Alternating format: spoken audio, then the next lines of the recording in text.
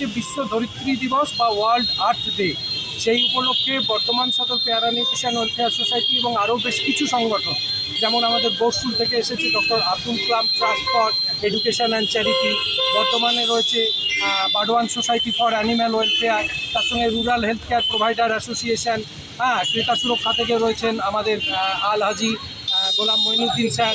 তো আমরা এরকম বিভিন্ন মানুষ আজকে রাস্তায় নেমেছিলাম যে এই পৃথিবীকে দূষণমুক্ত করতে হবে, এই পৃথিবীর মাটিকে পরিষ্কার করতে হবে, পুকুরগুলিকে জলে ভরতে হবে, এই পৃথিবীতে গাছ লাগিয়ে তাকে আরও সবুজ সতেজ করতে হবে, যাতে আগামী প্রজন্ম ফুসফুস ভরে বিশুদ্ধ অক্সিজেন পায় এবং আগামী প্রজন্ম একটা খাঁটি মাটি পায় যেখানে সোনার ফসল ফলবে, যে ফসলে আমার বাচ্চারা, আমার আগামী প্রজন্মরা খুব আনন্দে থাকবে, খুশিতে থাকবে, চারিদিকে পাখির কলতান থাকবে।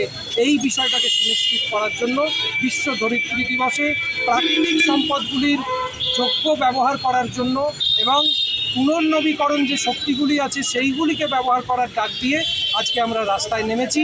অর্থাৎ সাস্টেনেবল ডেভেলপমেন্টের জন্য রিনিউয়েবল এনার্জি সোর্সগুলোকে ভাবতে হবে। আজকে তাপবিদ্যুতের জায়গায় বায়ুবিদ্যুৎ, জলবিদ্যুৎ, এগুলো কোনো দূষণ ছড়ায় না।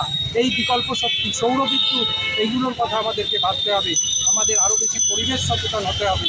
এই লক্ষ্য নিয়ে আজকে একটি পদযাত্রা টাউন হল থেকে কার্জন গেট অবধি একেবারে রণপা ধামসামাদলের সঙ্গে বর্ণাঢ্য উপায়ে আমরা রাস্তায় নেমেছিলাম, যাতে আমাদের পৃথিবীকেও এরকম আমরা সুন্দর করে তুলতে পারি। নাম পরিচয়? আমি সোসাইটির সম্পাদক প্রলয় মন্ডল।